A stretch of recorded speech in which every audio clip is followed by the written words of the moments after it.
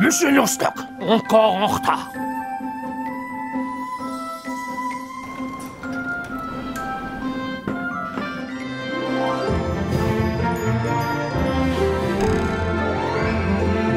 Le temps, c'est de l'argent. Oh, vite.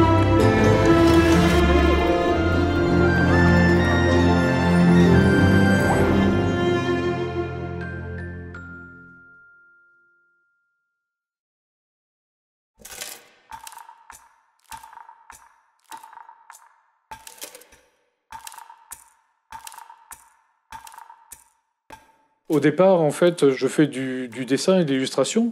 Et cet attrait m'a conduit à souhaiter aussi travailler, comme durant mon enfance, sur le volume. En fait, oui, j'étais très sensible non seulement à la pollution en tant que telle, mais aussi au gaspillage, c'est-à-dire tous ces matériaux qui sont créés par des humains, puis utilisés, puis jetés définitivement. Donc moi, ce qui m'intéressait, c'était de les récupérer et d'en faire autre chose et de raconter avec. Et l'idée, c'était au départ un défi pour ma petite famille de récupérer tous les déchets que nous générons à 3 au milieu de milliards d'habitants. Donc j'imagine le trésor incroyable qu'on peut utiliser pour créer une histoire et raconter quelque chose. Donc ça, c'était le point de départ de Monsieur Nostoc. Monsieur Nostoc est quelqu'un qui entreprend, qui prend les choses et qui en fait quelque chose de merveilleux. En fait, c'est une forme d'alchimie. On a l'alchimie du déchet qui devient l'acteur d'une histoire, ou le décor d'une histoire, et on a les objets dont s'empare Monsieur Nostoc pour en faire quelque chose de merveilleux, pour émerveiller le quotidien des êtres humains qui l'entourent. En fait, c'est quelqu'un qui est silencieux, mais qui fait beaucoup de bruit autour de lui dans l'intimité des êtres. Donc en fait, ce qu'il fait, ça émerveille, ça transforme le quotidien des êtres humains. Ça me paraît assez fondamental. Ce qui m'a plu dans l'univers de Monsieur Nostoc, c'est justement cette reprise d'objets qui ont existé, qui sont devenus autre chose par l'intermédiaire de Patrice, et donc de découvrir aussi un personnage très simple qui ne parle pas, qui s'exprime que par des petits onomatopées, tout est dans le regard, dans l'émotion, et une histoire très simple finalement, dans un monde un petit peu pris par le temps toujours.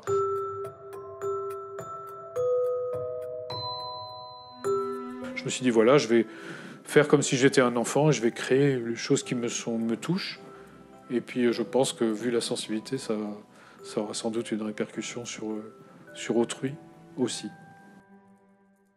Alors déjà, le fait d'avoir créé ces images fixes, entre guillemets, avec de la photo, avec une belle photographie, par un photographe qui s'appelle Alain Kaiser, et qui a fait en sorte que ce monde déjà statique devienne vivant malgré tout.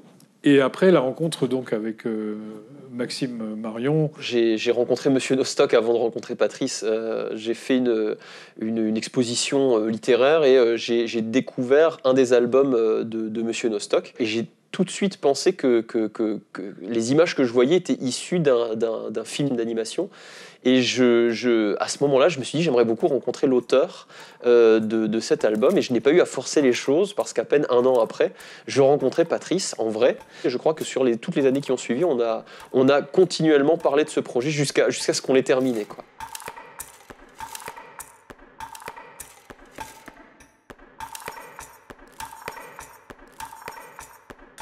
Au début, on s'est longtemps posé la question, quelle histoire, quelle aventure de Monsieur Nostoc est-ce qu'on pourrait porter à l'écran? Est-ce qu'on devrait écrire une histoire originale? Est-ce qu'on repart d'un des albums?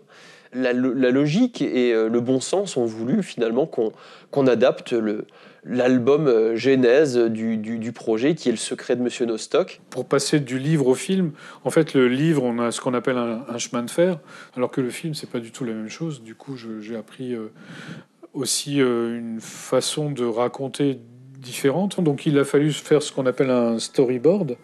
Donc, storyboard, c'est dessiner les différentes scènes de manière assez précise. Et à partir du storyboard, on a créé ce qu'on appelle un animatique. C'est en fait un premier montage du film, mais à partir des dessins de storyboard pour voir en fait ce qui fonctionne ou non. Monsieur Nostoc, Je vois que vous êtes encore chapeauté. Et vous, ma chère mademoiselle Philomène, si ponctuelle, si productive, si efficace. J'espère que vous ne prenez pas de retard à cause de ce pitre. L'histoire racontée dans un album n'est pas la même que l'histoire filmée. Il faut rajouter peut-être des moments de suspense, des moments plus intenses, des moments crescendo qu'on ne trouve pas dans le livre forcément. Donc ça, c'est grâce au cadrage, à la lumière, mais aussi au texte, s'il y a lieu, au dialogue, et à la musique aussi. Il y a un ensemble d'acteurs dans un film qui n'existe pas dans un livre, et donc ça, c'est vraiment fondamental. Donc on a rajouté quelques enjeux, on a rajouté des séquences qui n'existent pas dans les albums. On a rajouté notamment une séquence d'une chute dans un vide ordure et puis du bureau de Monsieur Business qui est obsédé par le temps, un bureau avec des montres qui font tic-tac dans tous les sens. Comme les choses sont en mouvement, c'est pas du tout le même processus, quoi. J'ai découvert, j'ai appris beaucoup.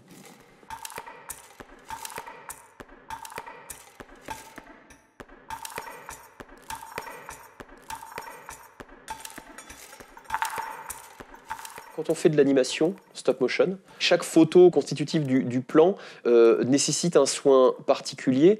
C'est tellement extrême comme manière de produire un film. Je pense qu'il faut être relativement convaincu par ce qu'on fait pour puiser la motivation quotidienne pour créer. Au départ, avec Patrice, on avait l'espoir naïf que les figurines et les décors tels qu'ils avaient été construits pour les albums supporteraient la transition vers le mouvement. Les personnages qui étaient nécessaires, enfin qui ont été utilisés pour la photo, étaient fabriqués avec une structure fil de fer, mais qui était quand même d'une certaine fragilité, et donc n'ont pas pu être utilisés pour le film en tant que personnage, parce qu'en les bougeant quelques fois, ils étaient déjà rompus. Moi, je me souviens la première fois que j'ai animé Monsieur Nostock avec une des marionnettes que Patrice avait créées pour les albums. À la deuxième photo, en bougeant le coude de Monsieur Nostock, j'ai vu la peinture sur le coude craqueler. Et je me suis dit, bon, je suis à la deuxième photo. Des photos, il va falloir en faire des milliers. Je suis pas certain que le personnage survive. Il a fallu revoir, repenser les choses et créer une structure de façon à ce que la manipulation soit aisée, ce qui n'était pas simple.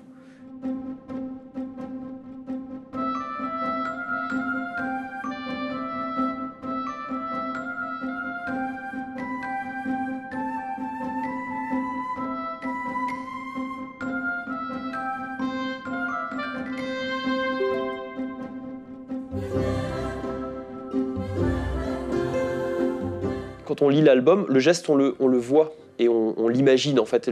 On a une image fixe, mais le personnage, il tient cette pose. Mais son mouvement, on le voit quand on regarde l'album, on le perçoit. Comment concrètement est-ce qu'il va prendre forme à l'animation? Et je sais que au début du processus, je demandais très très souvent à Patrice son approbation parce que j'avais peur de trahir ce qui en faisait la quintessence. J'avais à cœur de retrouver ponctuellement dans le film certaines cases de l'album, certaines images de l'album, et je pense notamment à Monsieur Nostock en train de faire des recherches dans son laboratoire ou monter la cage d'escalier de son grenier, qui sont les images fortes, un peu incontournables de l'univers de ce premier album.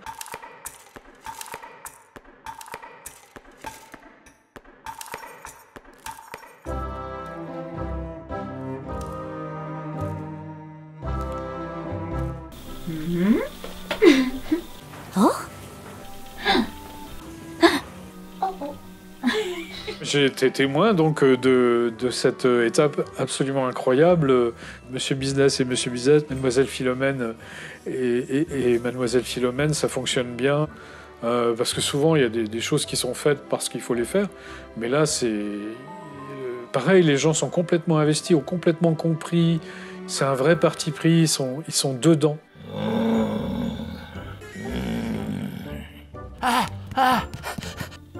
Oh! Ça ne va pas se passer comme ça. Ici, on travaille. Oui, ces gens-là font tous partie du projet comme s'ils en étaient, comme s'ils étaient là dès le départ. C'est extraordinaire comme histoire.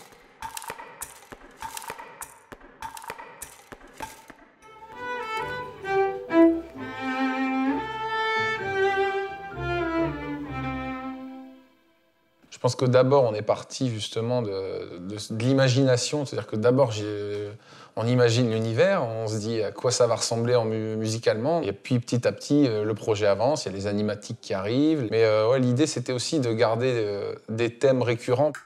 Ah non, pas prêt. Hop. Oui,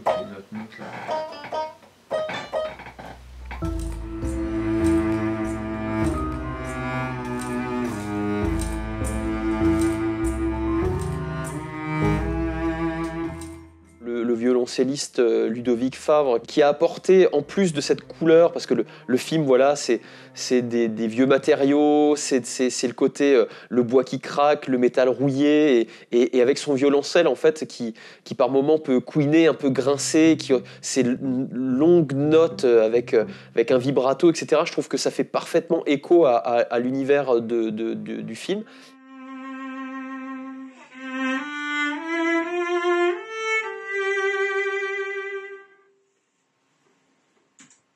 Elle est bonne celle-là. Oh, si Ludo dit qu'elle est bonne, c'est qu'elle est très bonne. C'est quand même parti du personnage de Nostock en premier. Donc peut-être d'abord sa mélodie qu'il fallait absolument trouver. Quelle était la mélodie de Monsieur Nostock? Parce que puisque c'était quelqu'un de plutôt optimiste, il fallait que ça soit une mélodie qu'il le soit aussi.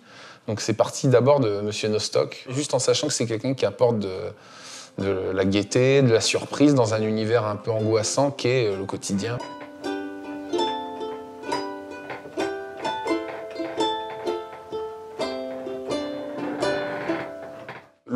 Le temps qui passe, le temps qui n'a pas la même valeur suivant le personnage.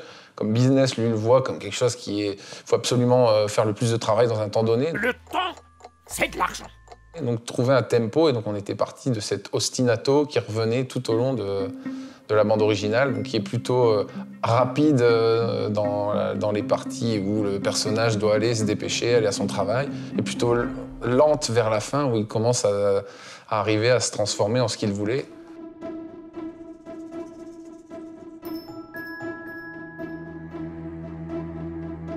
Là, je suis plus tout seul dans ma cave à composer une musique pour moi-même, mais il y a aussi une exigence d'un projet, d'un univers. Ça veut dire qu'il n'y a pas que moi qui décide ce que va être la musique, c'est tous les gens, dont même les musiciens, qui ne sont pas juste des esclaves du compositeur qui vont faire absolument ce qu'il veut. Non, chacun apporte sa touche. On va essayer de trouver ensemble la meilleure version pour le film.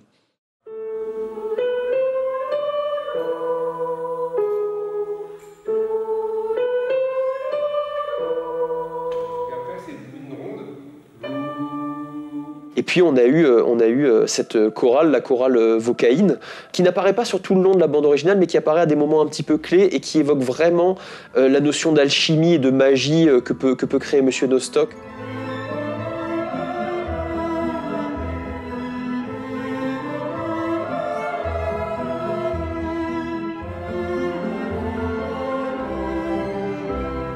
Dès que les chœurs réels parlent, entre guillemets, tout de suite l'émotion, c'est indescriptible, mais ça nous prend un peu aux tripes. Dans le morceau phare un peu de l'histoire, qui est la scène de l'atelier, puisque l'atelier, c'est tout l'univers de Monsieur Nostock.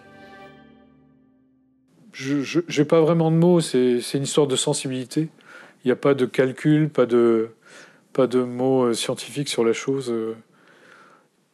On a l'impression que cette musique était là toujours, qu'en fait, en ouvrant l'album, on a une musique qui sort, et elle n'existait pas jadis, et qu'elle était là déjà, de manière intrinsèque.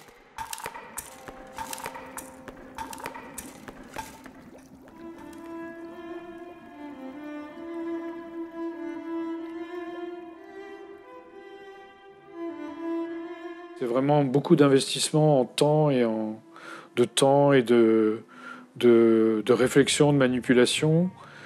J'avoue que j'imaginais pas que c'était autant de travail. Je me rends compte que c'est énorme et que ça dure quand même que 11 minutes, je crois, enfin à peu près. Donc c'est un travail gigantesque. J'ai l'impression que tout est né en même temps, au même moment.